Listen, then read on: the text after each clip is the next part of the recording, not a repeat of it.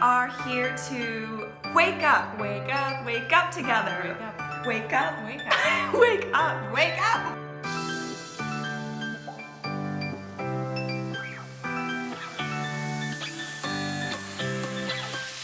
Hello.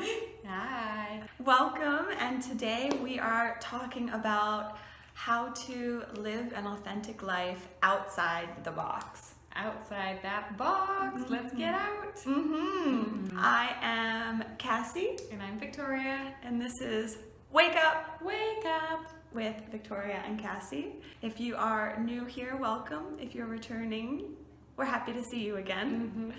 And this is one of both of our favorite topics, I believe, which is how to do this thing called living an authentic life. You know, it's a catchphrase everywhere now. Live your truth, live your best life, blah, blah, blah, blah, blah. But it's like in one ear, out the other. For a lot of us, it's like, what does that mean? Like, I don't even know what I want sometimes. Is this the right direction? What is an authentic life? Yeah. It's all about like peeling away what it doesn't mean. I think that's one of the first steps. It's like what does not living an authentic life look like, right? And for myself, it's like a lot of conditioning, you know, like from being a little one, I remember it's like, don't do it that way. No, do it this way. You're bad for that. You're good for this.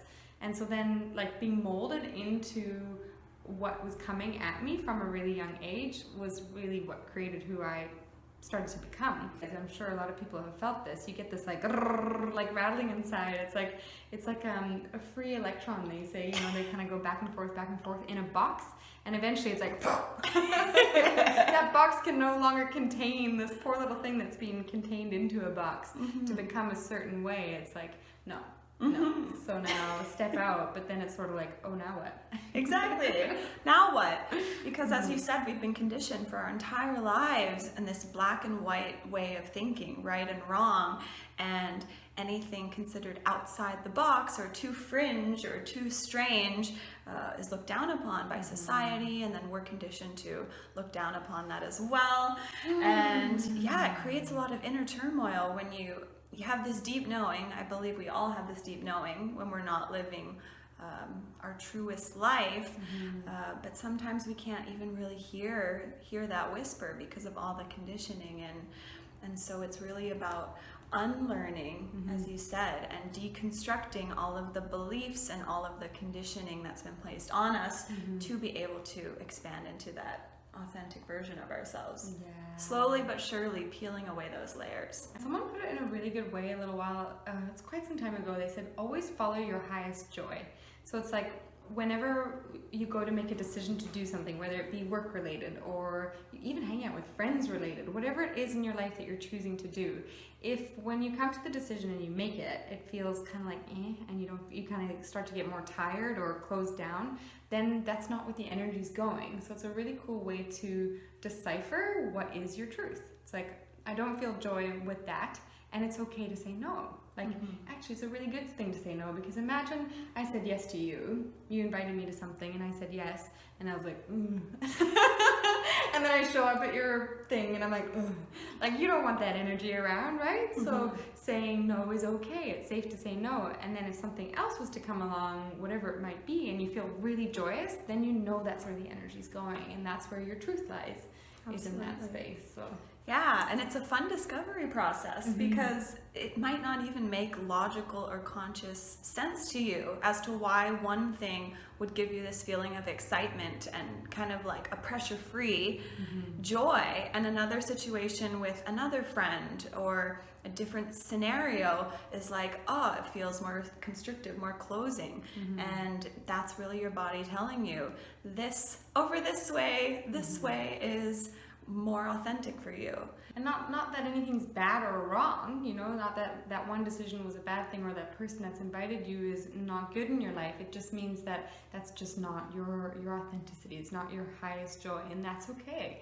And I think if we could all be okay with that, you know, imagine the freedom. Like if everyone is just okay with everyone being authentic with their truth and going in the direction that is most alive for you, it's like, yeah, I would way prefer my friends to be doing that, for, you know, for me than to come and not be happy. Yeah. It's not really serving. So. And an important message, I think, to share with everyone is that you may be watching this and being like, I'm not even connected enough to my body, to my feelings, to be able to decipher this feels a little bit better than that, or this feels like a yes, this feels like a no. And that's so common. I lived there most of my life. It's like we don't know our yeses and our nos because we're so disconnected from our bodies. So what do we do about that?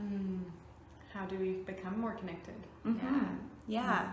There's a few answers to that. There's many things you can do, but really body awareness and really just starting to take a few deep breaths a couple times a day. You know, when you're feeling overwhelmed or when you have a decision to make or a direction to go, just stop and take a few deep breaths and tune into your body. And what that really means is just, you know, just see if you can feel your energy in your hands, see if you can feel your heart, see if you can feel any of those parts of your body.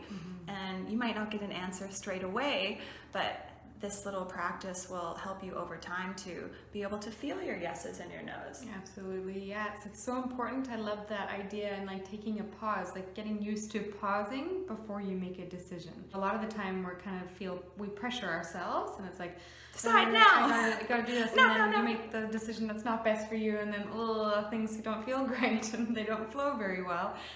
So if you just take that moment, the breath is so beautiful at helping you to pause. And like scientifically, it's relaxing the whole nervous system, which puts you in a receptive mode. And so when you're in that receptive state, you can actually start to really receive the signals, almost like a signal of what is your yes or what is your no. It's a practice, so it does take time, but it's a really fun practice. It's like a curious exploration. Yes. Yeah. Oh, that's like my favorite two words put together.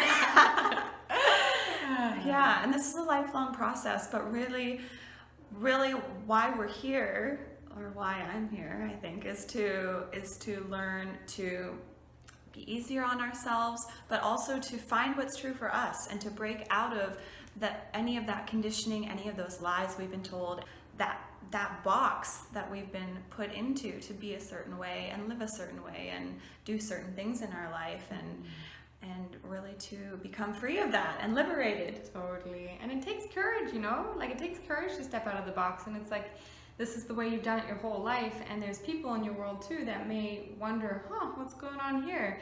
And for a little while, it could jostle certain people. Like, I know my family, it was challenging in the beginning. They were sort of like, what is she up to? And I was, doing all sorts of different things. And it looks different to people when you start to step out of the normal way of doing things. And that can be intimidating for some people. Because it's like, that's not normal. That's a bit strange. Like, are you sure you're safe? And it takes a little while, and it's okay. You know, it's okay for people to be uncomfortable in the beginning. And for myself in my own experience, it's been like, that was uncomfortable, and it took a while for me to be okay with my family being uncomfortable with me stepping out and doing something new, because I was a bit of a people pleaser and wanting everybody to be okay and happy. But as soon as they started to see consistency in my stepping out of the box, it was a consistent thing, and my life has become more and more expansive, then they can rest, and now they're happy for me. So in the beginning, it's okay, to jostle feathers. It's okay to ruffle people's whatevers. It's okay. But you're becoming more true to you, and I think that's the biggest thing to take home is this is about becoming true to you and what you want to do in this life and what you're here to bring in this life, and not about what someone else is telling you. But what you're really wanting to do. And I love that you brought up the people pleaser thing. Definitely that resonates with me as well. And sometimes it's not even what people are telling you to do or what people in your life are kind of guiding you towards. It's just the general way that our society is that says, delegates that this is okay, this is not. This is weird, this is normal. Don't you want to be normal, is what they say. And I totally resonate with your story. I mean, I wrote my MCAT, was planning to go to med school, ended up doing a master's in science, then became an energy healer. And it's like the people in my life, oh gosh, I remember a lot of laughs, and a lot of eye rolls and a lot of confused faces, and It really does take courage to step out into that. But the first step, I feel like, is hearing that voice, feeling in your body what is the yes and what is the no. And then once you start feeling it, and once it starts calling you, then that courage will come. But you have to hear it first. Life is always guiding us in the direction of what is best for us, and so if we delay it, we might get uncomfortable. Yeah. Or we might experience pain in the body. You know, I think Kassie had some knee injuries before she stepped out of her box. Yeah. You know, and so we're constantly being directed in the direction of our highest truth, of our authentic expression, and so really life is helping us to do it. It's just sometimes we're a little bit afraid because it's new, and so we can delay that process. But yeah, it's really well worth it, I have to say. I just left my nursing career too. I've become an energy healer as well, but was holding on to nursing for various reasons, and just in March of this year I decided to just take the leap and let it all go. And my parents were like, oh, what about your pension? what about your income, all this? And I almost took those fears on. You know, I had in the past, I almost took them on and almost stopped myself from moving fully into the direction of what we're doing now, which is creating retreats and all sorts of fun stuff. But I had to stop and pause and breathe and realize that wasn't mine to take on. That was my parents' own fears of not having money. And I know that because I'm moving in the direction of my highest truth, my highest good, all that's going to come to me, and it is. So it's like just trusting, you know, it's a giant leap of trust and faith, but it's well worth the ride. Yeah, what a roller coaster. So we hope that this message resonated with you today. Stay tuned for lots more content on breaking out of the box and getting away from the conditioning and the lies and expanding more into your authentic self. Yeah, and some tips, some tools on how to do how, and we're here, you know, we're here for you and here to be with you on your journey as we all step out of the box and into our highest truth. Absolutely. Yeah. So if you liked this video, please subscribe and give us a like, and stay tuned for an amazing journey ahead. Yeah. Bye. Bye.